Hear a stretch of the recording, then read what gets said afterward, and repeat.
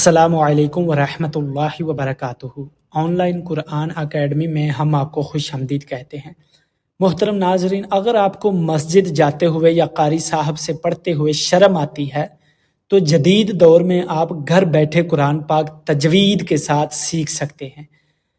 آپ کو بس ہمارے واٹس ایپ نمبر پر ایک چھوٹا سا پیغام بھیجنا ہے اور آپ ہماری کلاس میں بھی شامل ہو سکتے ہیں، یا پھر آپ اسی ہمارے پلیٹ فارم پر جڑے رہیے گا۔ انشاءاللہ عزوجل آج ہی سے ہم تجوید کے ساتھ قرآن پاک سیکھنے کا آغاز کر رہے ہیں۔ سب سے پہلے تو ہم یہ سمجھیں کہ قرآن پاک کو تجوید کے ساتھ سیکھنا کیوں ضروری ہے، تو چلیں شروع کرتے ہیں۔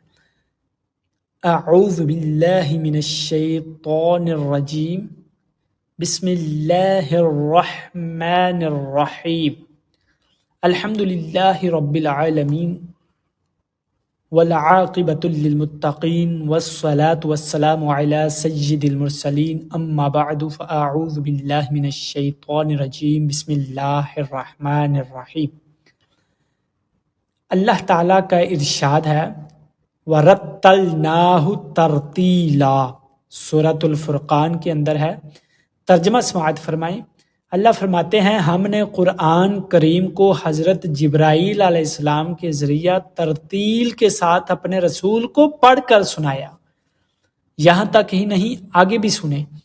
دوسرے مقام پر اللہ نے ارشاد فرمایا وَرَتِّلِ الْقُرْآنَ تَرْتِيلًا۔ ترجمہ سماعت فرمائیں۔ فرمایا قرآن مجید کو خوب ٹھہر ٹھہر کر اطمینان کے ساتھ، سکون کے ساتھ پڑھو۔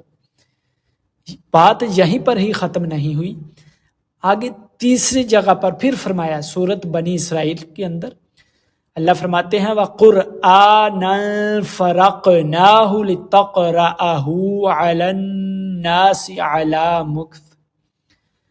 ترجمہ سماعت فرمائیں۔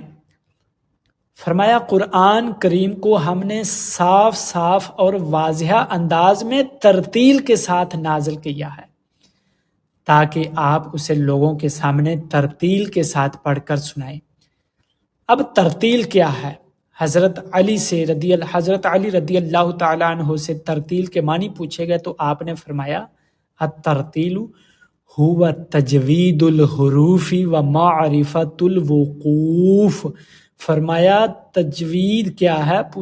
تو آپ نے جواب دیا حروف کو تجوید کے ساتھ ادا کرنا اور اوقاف میں ماہر ہونے کا نام ترتیل ہے۔